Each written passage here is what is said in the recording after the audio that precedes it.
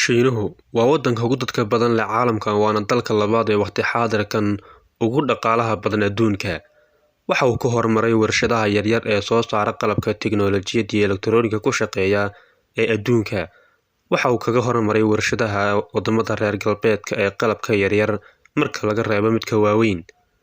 Saamaynta waddanka Shiinaha ayaa aad u kobacday sanadadii u dambeeyay, gaar ahaana 10kii sano ee u dambeeyay.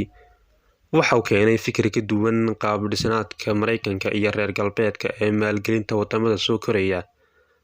Cudurka coronavirus ayaa ka soo dillaacay waddanka Shiinaha oo galaaftay dhaqaalihii iyo dad badan oo adduunka ah. Waa maxay cabsida weyn ee laga qabo waddanka Shiinaha waqti xaadirkan, iyadoo aan ognahay inay NATO tahay xilligan adduunka quwadda gruubka ugu awoodda badan oo la aasaasay sanad aad u durugsan, sababtuna ay ahayd oo aan ogaan doono. Haddaba waa maxay caqabadda ugu weyn ee lagala kulmi karo waddanka Shiinaha iyo loolanka ay wajahayaan wadamada reer galbeedka ee isku bahaystay NATO?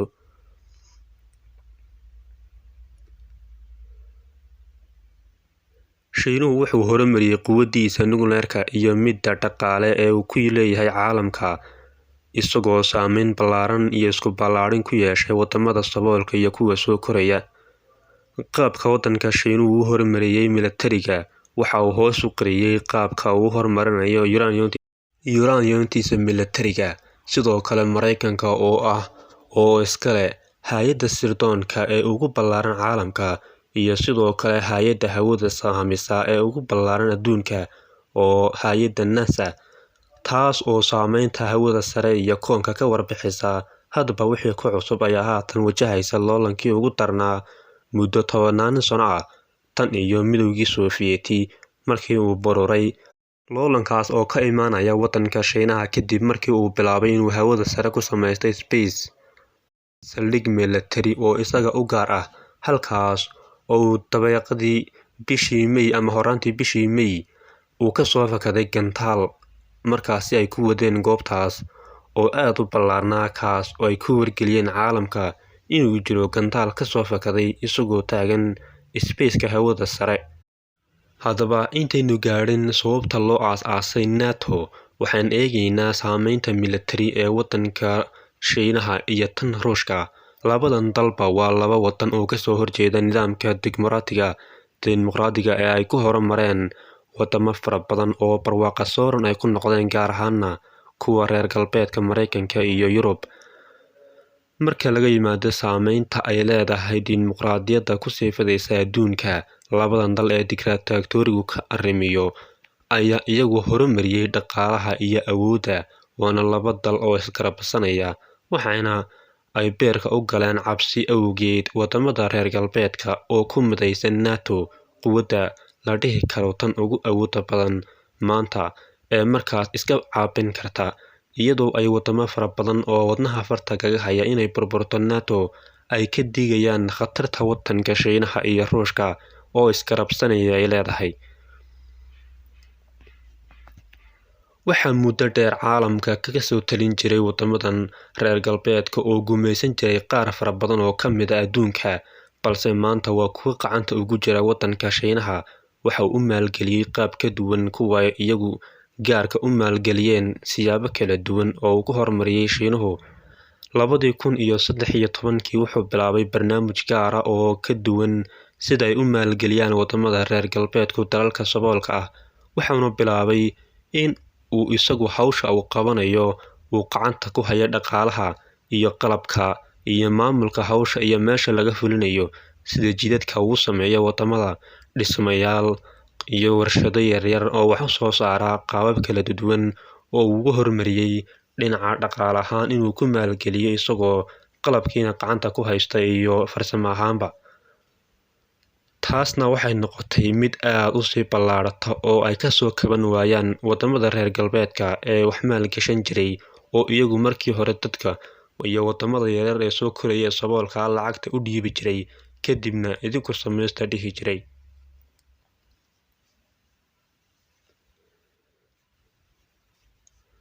Marka laga yimaado isballaarinta Shiinaha ee dhaqaalaha caalamka iyo cabsida laga qabo tan militariba, Waxaa sidoo kale jirta cabsi ah dhinaca internetka oo ay wajahayaan wadamada barwaaqo sooranka ama kuwa reer galbeedka gaar ahaan.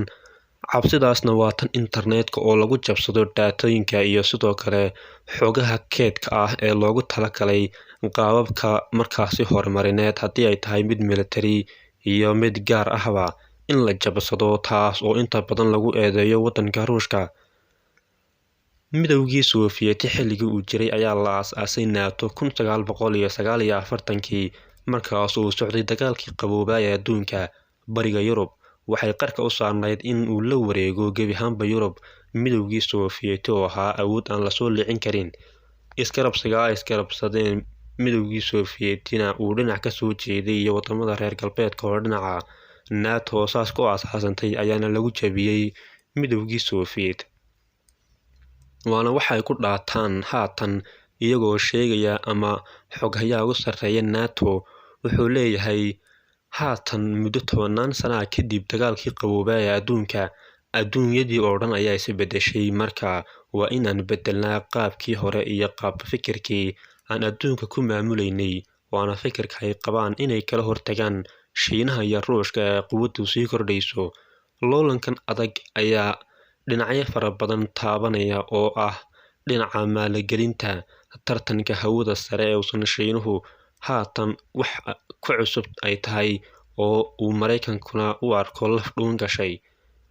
Shiinaha oo ah dal shuuci ah oo markaasi uu dictatori ka arrimiyo ayaa ah wadan aad u xidhan oo haatanna gobolka Xinjiang ama Turkistaanta bari oo ay ku nool yihiin balaayiin muslimiina ahna gobolka wadankaasi ugu kheyraadka badan ay ku godoonsan yihiin dadkii gobolkaas lahaa, iyadoo arrimihii ay G7 ka wada hadlayeen oo ka mid ahaa sidii loo baari lahaa baaritaanka iyo cadaadis in lagu saaro caqabadaha ka taagan gobolka Xinjiang ama Turkistaanta bari ee uu ciqaabayo muslimiinta Shiinaha.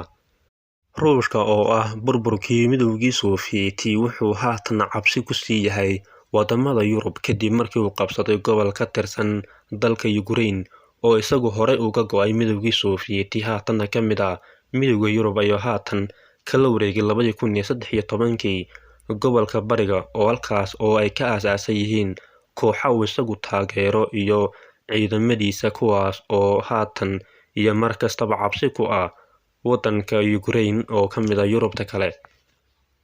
Wadamada reer Yurub ee isku bahaystay G7 iyo NATO waxay doonayaan inay iska caabiyaan quwadda kordhaysa, isagoo Mareykankuna 200 bilyan ku bixinaya sidii looga hortagi lahaa cabsida laga qabo wadanka Shiinaha saameynta uu leeyahay midda dhaqaale iyo midda amni ee ay markaasi sida iyagu ay qabaan.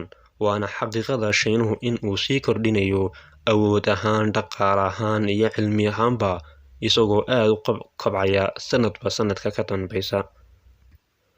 Sanadadii u dambeeyayna xaaladdu aad ayay u sii carkiraanaysaa marka la eego saameynta wadamadan iyo sidoo kale in aan qaramada midoobay loo aragba wax jira, halkaas oo iyagu ay ku leeyihiin dalal dhowr ah oo ka mid ah wadamadan dalalka loo yaqaano fiitooda qeexan oo ah 5 dal oo ugu awooda badan caalamka. Koonkan dalalka isku cumaamada oo ay ka mid yihiin wadamada reer galbeedku ahna wadamo iyagu sheeganaya dimuqraadiyadda in ay soo saareen ahna halka ay ka timid ayaa difaacaya dimuqraadiyadda iyadoo ay leeyihiin waa wax noo gaar ah oo ah ay cabsina ay ka qabaan midowga Soviet ee uu ka soo jeedo Ruushku iyo wadanka Shiinaha. Saameyntan dalalkan ay leeyihiin ee militariga, dhaqaalaha iyo sidoo kale qaab dhismeedka ay cabsida ku yihiin waa wadamada reer galbeedka oo muddo dheer adduunka ka soo arrimin jiray.